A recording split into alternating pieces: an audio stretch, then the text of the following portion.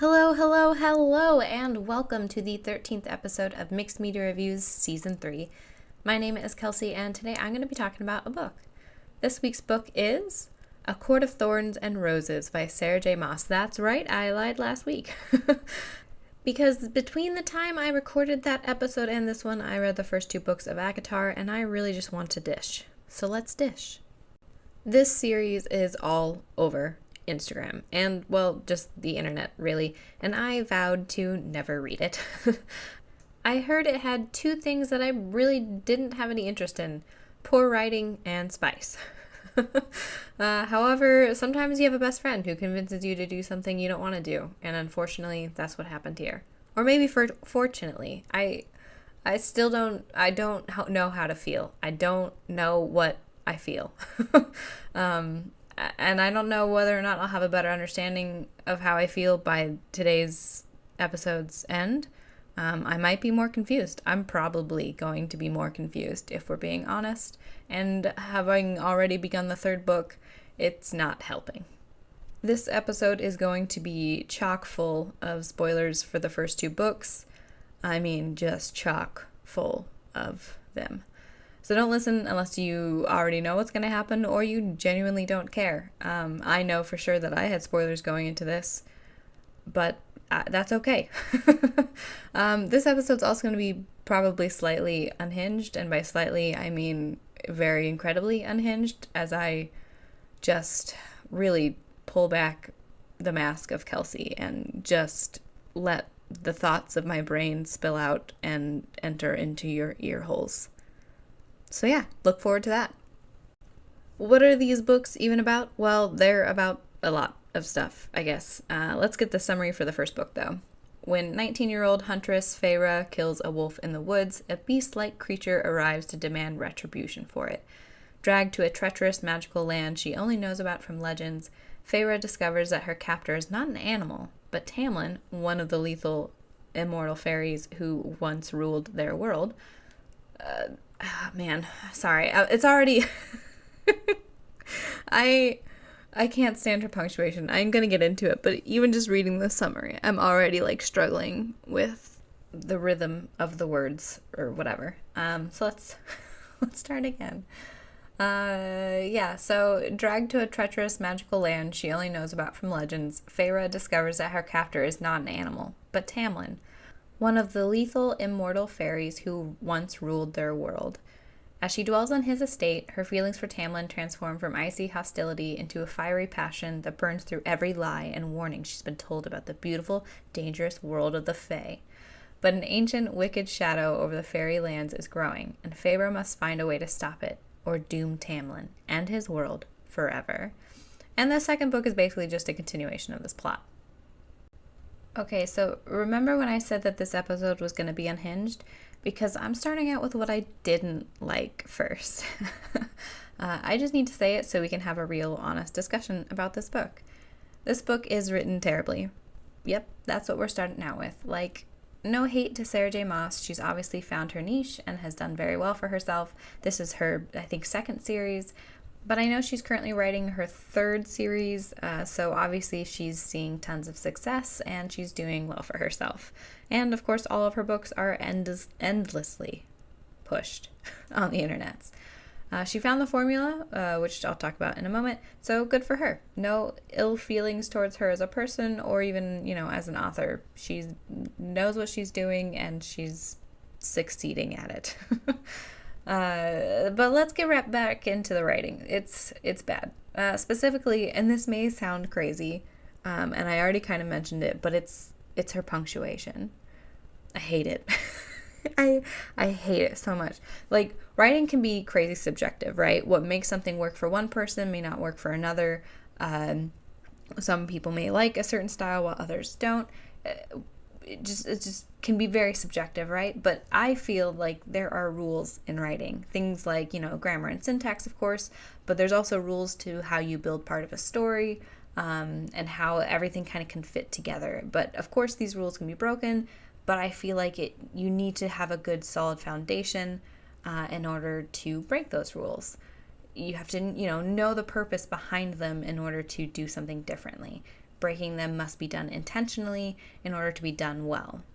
We saw this in architectural world with Mannerist architecture during the Renaissance. It was an intentional breaking of the rules before them, the orders established by classical architecture before it.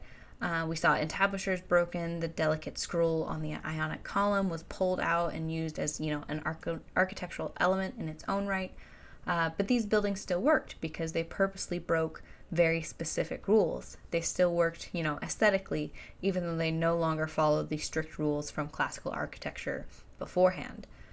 In the written medium, I felt that the Scholomance series did this really well. The book constantly breaks the rules of writing. The sentence structures, the use of the language, they all came together to form a cohesive voice, the voice of the main character. And that tone carried throughout the story, and these kind of rule breaks were able to push that voice even further. And Novak was able to do so because her breaks felt very intentional. They weren't all throughout, but in meaningful places. The breakdown of language, syntax, grammar, punctuation, and anything else was limited to the most impactful areas. When she made a break from the traditional, you felt like she was doing it to intentionally send a message. It wasn't because she just thought this is how it worked. Moss's books break the rules so often that it no longer feels intentional, only that this was a first draft by a writer who has not yet found their voice, and who has an editor that does not understand punctuation either. Now you may be thinking, Kelsey, you're definitely right about the Unhinged episode, but how could someone's punctuation possibly justify a rant that took us through Mannerist architecture, a place no one, perhaps even other architects, would want to be? Well, let me lay it out for you. The following sentence, yes, sentence, one sentence, has 1 ellipsis, 3 commas, and 3 em dashes. Let me read it for you, and let me read it for you with the correct pauses for the punctuation. A balmy breeze scented with hyacinth, I realized, if only from Elaine's small garden, floated down the halls, carrying with it the pleasant chirping of a bunting, a bird I wouldn't hear back home from months, if ever I heard them at all. Okay, maybe it doesn't sound so bad, but when you're reading it, let me reread this, but let me call out the actual punctuation she uses. A balmy breeze scented with, ellipsis, hyacinth, comma, I realized, em dash, if only from Elaine's small garden, em dash, floated down the halls, comma, carrying with it the pleasant chirping of a bunting, comma, a bird I wouldn't hear back home from months, em dash, if I ever heard them at all, period. Like, there are definitely times, okay, let me back up. My point is that there are times when ellipsis is a good way to end a sentence, or, put in the middle to kind of really draw out a sentence and make you feel the pauses in each, after each word or whatever. There's times when em dashes are very important. There are times when commas are very important. But it's not like this is every once in a while, right? Later, I counted the 5 ellipses within 4 paragraphs. And this is like precisely the issue. It's this constant use of commas, ellipses, and em dashes, making them stand out all the more. There are, of course, like I said, situations where each one of these can be necessary, and even in the same sentence they can be necessary. But when you have so much of your book have these kind of meandering sentences or unfinished sentences that constantly end in an ellipsis, it takes away from the meaning of that punctuation. It takes away from what the author is trying to do, which is create a more detailed voice for the reader.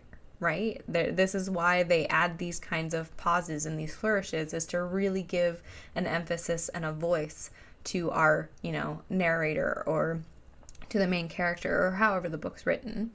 We can add italics to a page to emphasize a word in a sentence, but if multiple sentences on a page have italics for emphasis, the words no longer feel emphasized. It takes away from the exact thing the author is trying to do. And yes, I love a comma. I use them often. I use plenty of ellipses when texting friends. I did so in the very text I sent my friends to call out Moss's overuse of ellipses. But I am not an author writing down a story. And when I do type out these episodes, the punctuation is for me, the audible narrator, to take note of. It's not meant to be read by somebody else. Writing is different depending on its use. A novel is written differently than a newspaper article, which is written differently than a play or a script. It's definitely one of the reasons why The Cursed Child didn't do as well, among other issues like plot points and, whatever else. It was a published script. It didn't have those same feelings as you would get while watching the play or reading an actual novelization of the play. There was a disconnect between the words written on the page and the person reading them. And to be honest, her repetition doesn't just end with punctuation. She reuses words and phrases very often. And she also does this thing where she'll reuse the same word twice, like in a row. Things like carefully, carefully, or slowly, slowly. Instead of using like a modifying word like very or extremely, she would just repeat the word. And I do know that some people believe using modifiers like very is, just lazy writing instead of coming up with a better word by just using a different word. But even using very would be better than just reusing the same word. Of course, an even better thing to do, instead of saying she moves slowly, slowly, or very slowly, is using another word entirely to help paint that picture. She moved painstakingly slow. That is, much slower than just slowly. Or instead of carefully, carefully, she made her way across, you could say she meticulously made her way across. That suggests a very careful approach. Or if you really think your readers need to be punched in the face with your words, you could say she carefully, meticulously made her way across. I think there may also be a drinking game of the phrases she uses so often, with so many invisible flecks of dust that people pick at, with watery bowels, tearing of things to ribbons, someone is always a fool, and of course, loosing of breaths.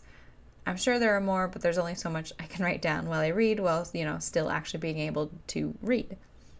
To me, these books feel like a very basic fan fiction written by an amateur author.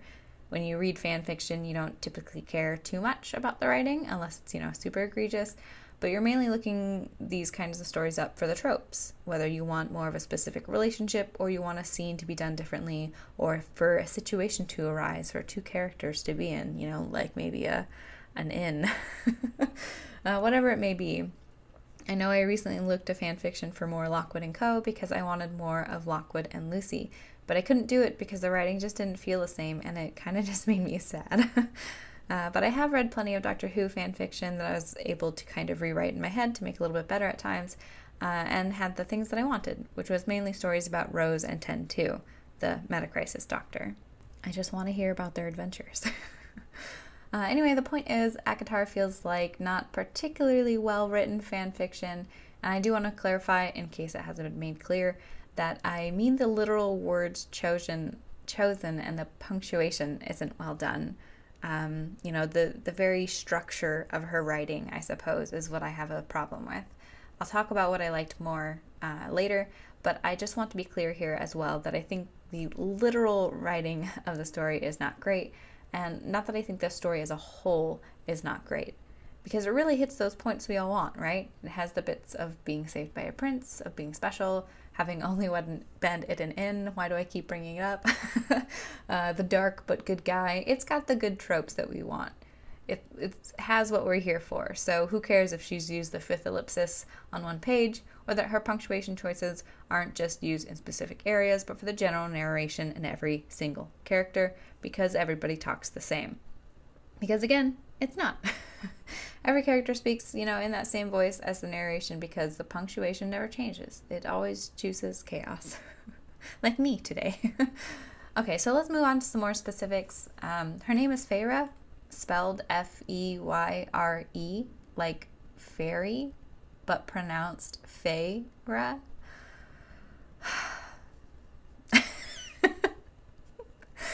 What else? In the very beginning of the first book, when Feyre first joins Tamlin at his palace, she focuses on the weirdest thing. At this point, we know Feyre was rich, then her father lost all their money, then they became poor. But she focuses on the weirdest things in the palace to draw attention to what a huge, discrepancy of wealth there is between them. Like, at one point, she notes they have gold goblets, not foil or paint, and we have mismatched cutlery. As if that's some kind of sign of being rich or poor. Like, everyone has mismatched cutlery. That's just life. But she brings up the mismatched cutlery, I think, like twice, unless she's just adding more info in that. But she makes it a point that it's mismatched there, and that, you know, that she has mismatched at home because the nice cutlery that they had was like a wedding gift from her mom's side or something like that. They had to sell it and everything, so now they just had some mismatched silverware at home, or cutlery, whatever, at home. And it's like, Feyre, get over it. There are bigger things to worry about besides your knife and fork not matching. Like, mention that there was only one for each of you, and now there's more cutlery at your plate than your whole house even has, you know, because there's usually a salad fork and a dinner fork and maybe a couple of knives and maybe even a steak knife, and then there's maybe some spoons and like whatever else. Like, you could just say that there's more dishes and stuff in front of you than your entire home has. And then that would be like, okay, yeah, that's saying something, that, you know, just this one table. But to just focus on the fact that it doesn't match is just, it's really weird. And while we're on the subject of her first being in the manor, where did she think she was going to eat food from? On the journey into, I don't know how to say it, Prythian? Prythian? I don't know how to say it. She's thinking about escaping and how to do so. But when she gets to the manor, she realizes she's too weak to leave. So she decides she'd eat first and then take off. But when she finally sits down for dinner to eat, she's like, oh, I can't eat this because fairy food will trick me into wanting to be here. But then, like, where was she planning on getting the food in the first place?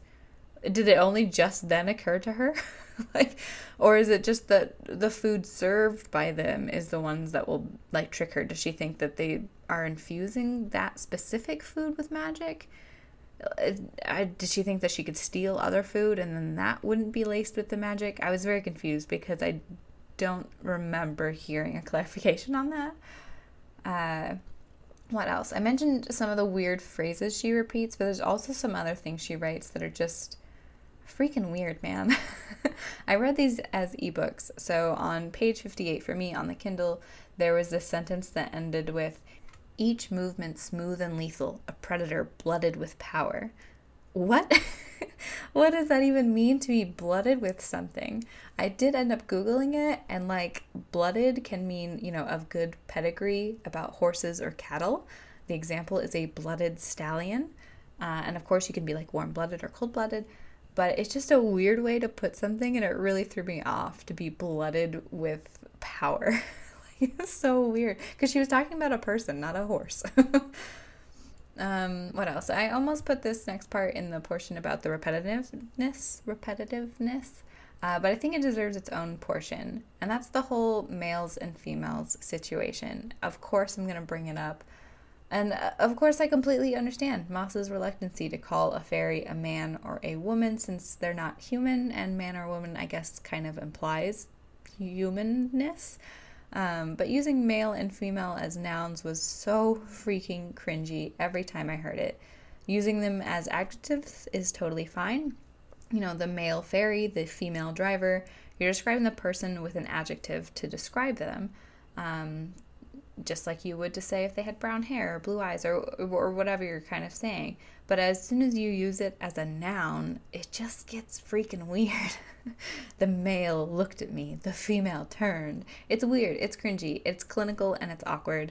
And you're telling me that fairies who have lived like a bajillion years haven't come up with a gendered term for fairies like we have for what a male and a female human would be, a man and a woman, you know? Like, yeah, I don't know what a gendered fairy term would be, but I'm not the author here. But the point is, you can make something up or keep it genderless, though they do seem to have genders, so it would make sense, I guess, to have some kind of term that refers to them that doesn't sound so scientific. Also, my cat is not a human, but I call him a boy all the time. And yes, I get that it'd be weird if I called him a man, but a cat is far different from a human, because at least fairies, or the high fae, are quite human-like. So maybe high fae could be man and woman, and the lesser ones, who are, you know, a bit less human-like, could be genderless, or male-female, because then it's, you know, not as humanoid. But man, it is so cringy. And like everyone, like even the other fairies were saying that, and it was really hard. It's still really hard. In the beginning, I also really disliked fairies. Fairies. See, I can't do it. I really disliked Feyre's attitude towards her family. We learn that she's basically taking care of them because for some reason her mother told a child to take care of her family and then made her promise when she died. Do we learn that later? It seems really weird. So anyway, so she's doing all of this for them, but like the things that she belittles her family for is sometimes like a bit much. Every time she mentions like any family member, though, I don't know. I don't know if it's Moss's writing or what, but it doesn't come off as someone who grew up like in an abusive household or someone who doesn't get along with her family. It feels very much like Feyre, feels like she's better than them, and she's like a little snooty about it, I guess. I don't know. It's hard to explain because obviously, she's the one who's going out there and trying her hardest and putting her life in danger basically to support them, and her sisters don't seem to, help around the house. And her father doesn't either, so I get why she feels like they're, not great. I don't know, but maybe you guys feel the same, but her dislike for her family is just kind of off. And maybe it's because we get it all from her perspective, and we don't see a lot of what she's talking about, like in real time. It's more just her kind of saying stuff. And again, like I completely get why she doesn't like them and why she's upset with her father and sisters, but still, the way it's written is just, it made me kind of hate Feyre. Another thing that bothered me about her in the beginning was that she was so cavalier about murdering that wolf that turned out to be a fairy. Like, I get that she is supposed to hate them at this point, but she lacks any understanding of how Tamlin and Lucien would be upset by it. Like, I get that you hate them, but she always seems surprised that they care or that they're like upset that she murdered, a friend of theirs. I felt that at that point we hadn't truly been shown how evil fairies were. We kind of got glimpses through Feyre's own narration and, her bits and pieces of the history of the world, and through the rumors she heard about the other towns being wiped out, but we don't really get a chance to see it in person, so to speak. The one fairy that she encounters doesn't even attempt to attack her and then just kind of quietly lets her end his life. And obviously we find out, later why that happens, but we still don't really see how evil fairies can be. It doesn't feel justified, her killing him. And so seeing her like emotionless about taking a life just felt like she was kind of cold-hearted as well, on top of the way that she talked about her family. Like, she's constantly saying things like, all because of firing one arrow. It's not fair that I must live here. There must be a way out. Like, of course she wants to escape, but she's acting like this is just because she did something so mundane and that there shouldn't be a consequence for firing an arrow. Instead of, there's a consequence because you literally murdered something for existing when she was technically not in danger, or at least wasn't even defending herself yet. And so it's like, there's kind of a reason why you're here, and there's a consequence for it, and I can see why you're trying to escape, but let's not act like you're here because of a simple misunderstanding or something. And then the last thing I wanted to mention about her and the critiques is her, like, negative Nancy-ness. I mentioned she was negative about her family, but that wasn't the only thing that she was negative about, and it was definitely getting annoying all throughout the first book. She's been less so, later on, I guess, when she's found her confidence or whatever. But she kept saying things like, everyone has forgotten me. Oh, humans must be so stupid, according to the fairies. And she just kept putting words in other people or other fairies' mouths. She kept implying that because Tamlin spelled her family to think she had gone to be with an aunt as to not suspect her real whereabouts, that suddenly that meant everyone back home completely forgot about her. Like, what? Tamlin never said they forgot about her or that he would try to make them forget. It's really weird.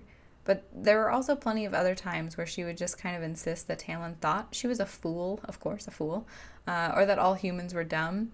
And I get that this is what she believed fairies to be like, and I get that she's not exactly coming from a super healthy family or mental state. It just comes across as her just being annoying. and also a little dumb. Like sometimes when Moss is trying to show us Feyre's like walking through a planner trying to be clever, it just feels the exact opposite. Or that Feyre thinks that she's so clever when she's not particularly doing anything special, or she's actually completely wrong at times too. In the third book, you kind of also had to suffer through that in the beginning, where she's at the other court, and she's like trying to pretend like she's coming up with all these great manipulations, and it's like, ah, boy. Sorry, that's kind of a spoiler for book 3, but it's fine. Now, after this whole diatribe, I bet you're thinking, I really hate these books. Well, you're wrong. I can't get enough of them. And yes, I do hate myself for it. Thank you for asking. Because here's the thing. They're not actually the worst. They're not egregiously written, even after my 20-some minute rant about punctuation. Because at the end of the day, all this book really needs is a good edit. And sorry to the editor, but I basically just said you sucked. But legit, this book has some good stuff in it, so let's talk about it. First up, let's talk about the world Moss has built. With some exceptions, of course, it's a pretty solid world. We've got some history, we've got some, high fae and lesser fae, we have some, some interesting dynamics between the two, like some perhaps racism or something associated with them being called like lesser fae. And we've got humans, and we've got magic and gods and religion and all kinds of interesting stuff going on. We get bits and pieces of it throughout the story, and it all kind of seems to check out. It may not have the level of detail that Lord of the Rings does, but I think we can all agree Tolkien was a little bit obsessive, and that it's perfectly okay to not go that far. Let's also mention the overall story here. It is good, and that's why I was able to keep reading it so intently. It's got good bones, and heck, even good muscles and other layers. Just maybe not the skin? This is getting to be a really weird metaphor, but it's a good story, okay? The point that really made me kind of say, like, yes, connect the dots, was in the second book, and it's when Rhys, which also Rhysand? Is that, I don't know how to say anybody's name. I call him Rhys because it makes sense that his name, the way it's spelled and the way they break it up, would be Rhys, because rice doesn't make sense. Rhysand would, I guess, be fine, but rice is a little weird. Why wouldn't you call him Rye if his name was Rhysand? But Rhys sounds fine. So I call him Rhys. Anyway, but the part where Rhys is telling Feyre in that cabin basically the story up until the point that they're at, but from his perspective, and how everything kind of tied together and how you got like a new perspective on everything. I really like that he mentions that, he from the start was like dreaming about her before even meeting her, how he first, when he met her in the woods, he lost sight of the character that he was playing when he said to her, "I've been looking for you." How at the time we thought he was, just doing a bit, trying to save her from those creeps, but it turns out he'd actually done like the complete opposite. He had pulled back that mask and was like his true self momentarily instead of playing a role. How he knew then who she was. And then, as my best friend Tara pointed out to me, which she's the reason why I even read these freaking books, but he was the drumbeat bringing her there to the festival. Of course it was him pulling her in. It wasn't some primal force from the drums or stupid Tamlin. It was Rhys. It was him and that bond, even before she knew it, that was driving her to go to that festival to meet him. And then later in the scene in the dining room, when he's, walks into the room, he could sense her, and then we find out, oh, that's why he could sense her. That's why he could sense that she was there. And everything that he kind of realized within that moment of knowing she's there and seeing her, how he was genuinely trying to protect her that entire time. That when we thought he went too far, when they were under the mountain, even though at the time you were like pretty sure he was doing it all to protect her, when he had her dress very minimally and get drunk every night, he was just genuinely trying to protect her in the way that he thought he could in that moment.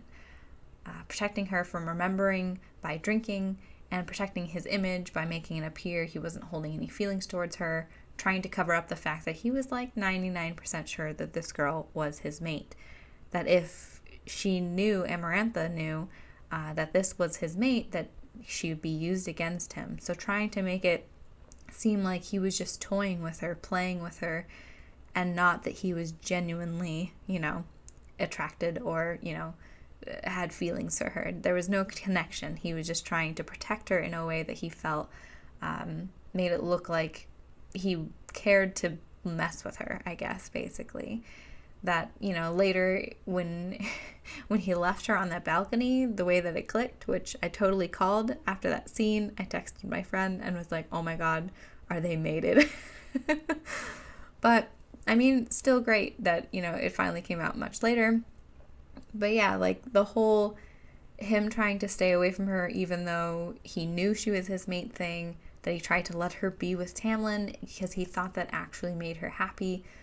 How when he realized that she was not happy and was begging for somebody to come, how that instantly made him be there to, kind of recall that bargain that they had made.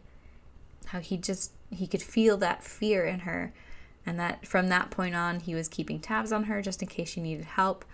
And that the bond in the first place was there because he didn't want to, never see her again. He made that bargain specifically so that even if she was happy with Tamlin, he'd at least be able to sometimes see her. And of course that all the things that happened he did because he was scared she'd be taken from him, just like his family and friends were.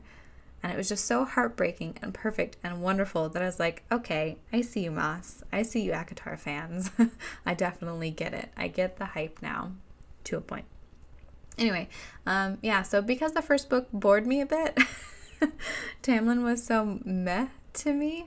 I did have in my mind that I remembered hearing Tamlin wasn't the real love, that he was kind of the worst. And so I easily picked up on that. I've seen people say that, oh, she completely rewrote Tamlin and he was so different, but kind of knowing or thinking that I knew that he was not going to be the actual love interest and that he was going to turn kind of aggressive and violent, I fairly easily picked up on those control issues that he had. How he was angry that she even tried to put food on her own plate. I thought that was really, really weird when I first read it, and I think that's what triggered me remembering that he wasn't the main love interest and that he was going to become like abusive later. Was literally him just being all weird about her trying to put food on her own plate. And then how he didn't let her train when she, did come back and had those powers, how he tried to hide her away and distract her from everything. And I know people are trying to say, yeah, that's when the change was made. But really, like, the scene after the festival where he bites her, besides being crazy cringe, was also just another way that he was showing his dominance over her. And I felt like the entire time you see that he's trying to let go control because he's trying to get her to fall in love because we know that that's how she's going to break the curse. But you can also see that he was very controlling of her even within that time. And so I don't think it was completely out of nowhere that he turned out to be even worse, especially, after all the events that happened under the mountain when, even Rhys points out that the one point that he had to even help her and get her out of there, he took to just try to like sleep with her. Like he waited till it was like, okay, she's probably gonna die tomorrow, so I might as well go have one last hurrah with her instead of being like, now I can use this chance to try to get you out. Such a good point, Rhys. Thank you for bringing that up. Yes, that is true. He never really tried to help her, and it always just felt like he was in it for breaking the curse. He was in it because, for anything that he could use. He used her as a tool after she broke the curse, and used her as a tool before she broke the curse. So I don't think it came out of nowhere, and I actually really liked how we saw bits and pieces, and I liked that it wasn't out of nowhere that made him change. It was under the mountain, the events of it, that made those issues with control even worse, and I think that was really good character arc, I guess. Also, the contrast in general between Tamlin and Rhys is just so perfect. We saw Rhys trying to protect Feyre under the mountain.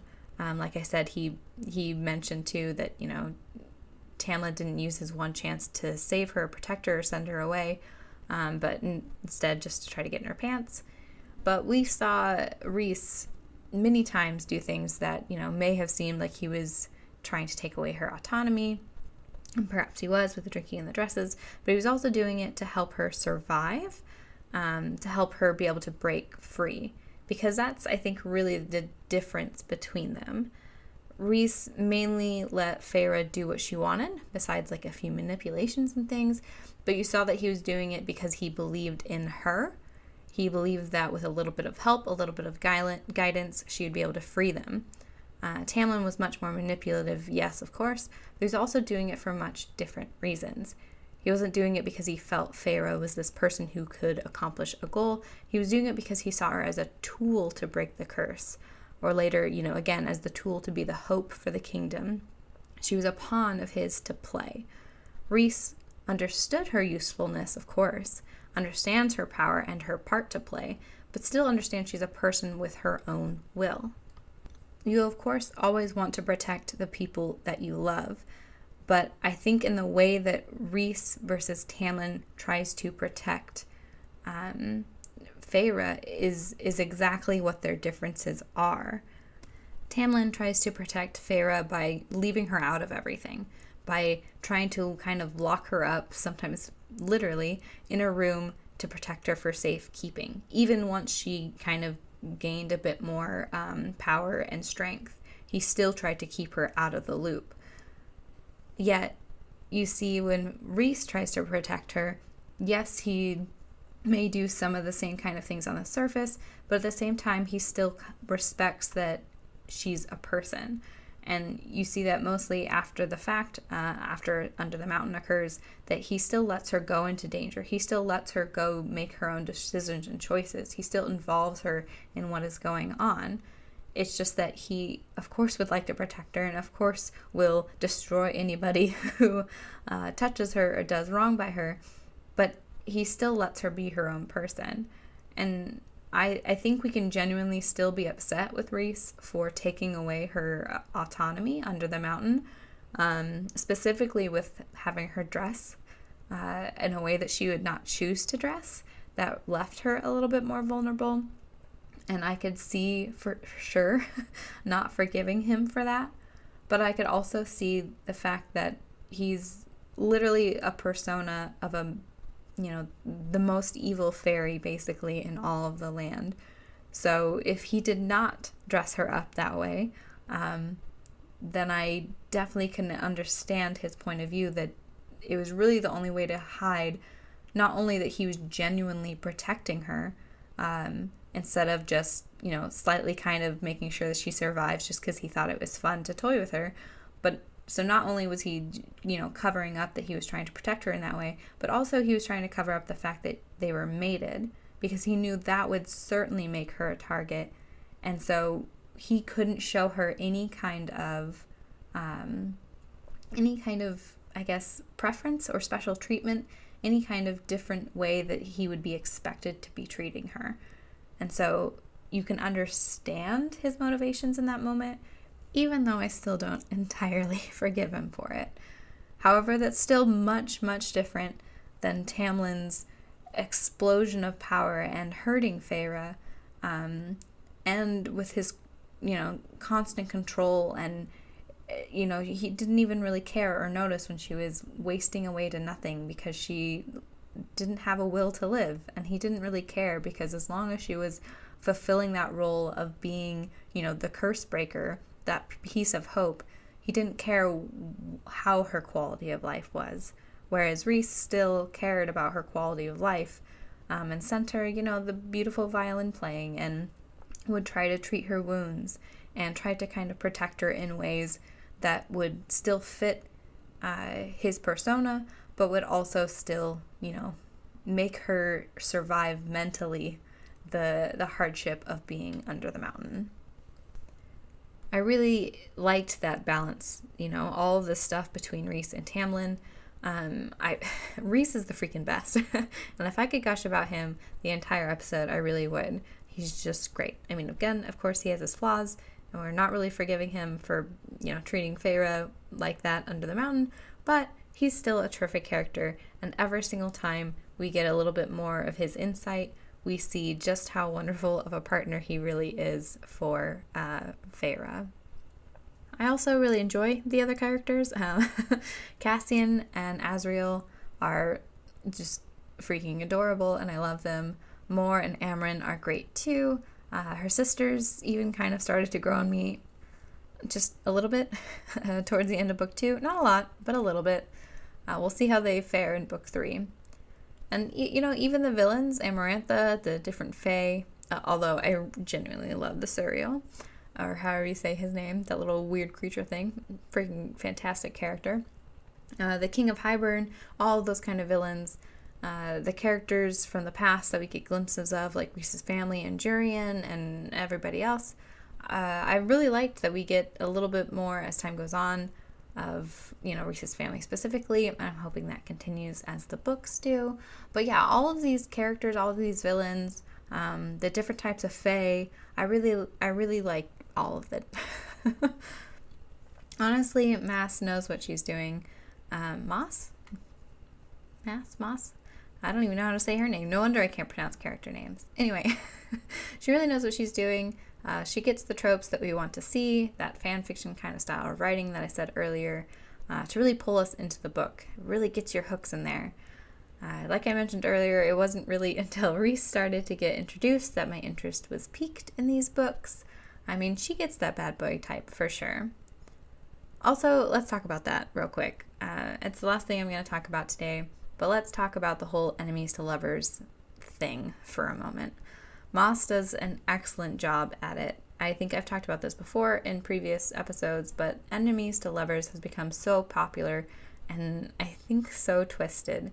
I love a good enemies to lovers arc, but not when the enemy is literally evil and is not at all even a little bit good with no redeeming qualities. Spike is a great enemies to lover from Buffy. Of course, he was genuinely evil, but he started to gain more good redeeming qualities as the seasons went on, and by the end you were literally rooting for him. Well, and then you do kind of stop after that one scene in season 7, but then you start again, so I think it's fine. So the enemy portion really should be that they're rivals, or it should be someone on the other side of the conflict that, someone that our main character doesn't see eye to eye to right away, but it's somebody that still has good in them. At least a spark of it, and we can see that they're trying to do better. Don't get me wrong, it's perfectly okay if they also end up morally gray in the end, but the gray implies that there is some goodness in them, and Moss gets that, dead on with Rhys. He does terrible things, legit terrible, but he's also doing a lot of terrible things for a good reason, some would argue. Him trying to protect Valeris, and he also does a lot of good things too. He has his masks and he plays his part, but that's not who he is. It's like textbook enemies to lovers in these books, and I'm really all for that. So at the end of the day, I think Moss knows what she's doing. These aren't the most cleverly written books. They don't have the most beautiful writing, but it's for sure a guilty pleasure, and I feel like the overall story of these books is good. And really, that's the point of reading, right? If you enjoy something, then that's the point of reading, is to enjoy it. So mission accomplished, Moss, I suppose. Sometimes you need a book series where you can kind of just fall into it. No questions asked and not really have to think a ton. Maybe a little, but not a ton. And this is a great series for that. If you like the spicy bits of books, which I'm not really on board for, and I didn't even mention in this because it's not my thing, so I'm not going to, talk about why I hate all of it, because it's not written for me, and that's okay. And if that's for you, then this series is really great for that. It's perfect for you. But if you really want a very well thought out, well written, intense, with no spice, then these are obviously not going to be the books for you. If you liked watching terrible TV or movies sometimes to kind of fill that little void in your heart, then I think this is a good series for that. I get the hype of these books to a point. I think it's okay to know that something isn't exactly the best thing, but it's still enjoyable. There's certainly better written fantasy out there. Legendborn comes to mind. Also, I'm hoping there's a little bit of enemies to lovers, because I am certainly Team Cell. Or they can be friends. I don't care. I just want more of them together, you know? And others might say that something like Lord of the Rings is really the good fantasy bits. But at the end of the day, sometimes you just want something that's a little bit fun. And this is definitely that. I have for sure, like I said already, started book 3, and I'm going to be taking a trip actually in a couple hours. So this is probably not even going to go out until when I'm back. But I'm sure I'll have plenty of time to read on the plane to get even further than book 3.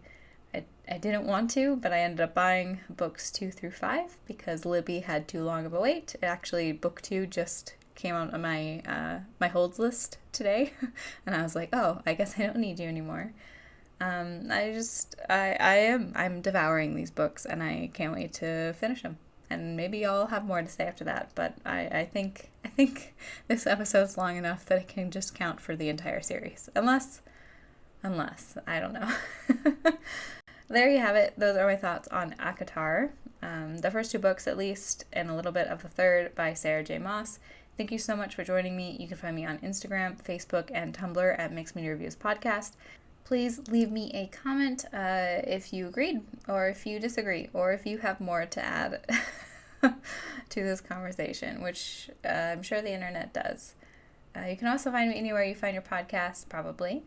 Please join me next week, where I'm going to be talking about a TV show, which will be a surprise, because that's really just how life is sometimes. It surprises you.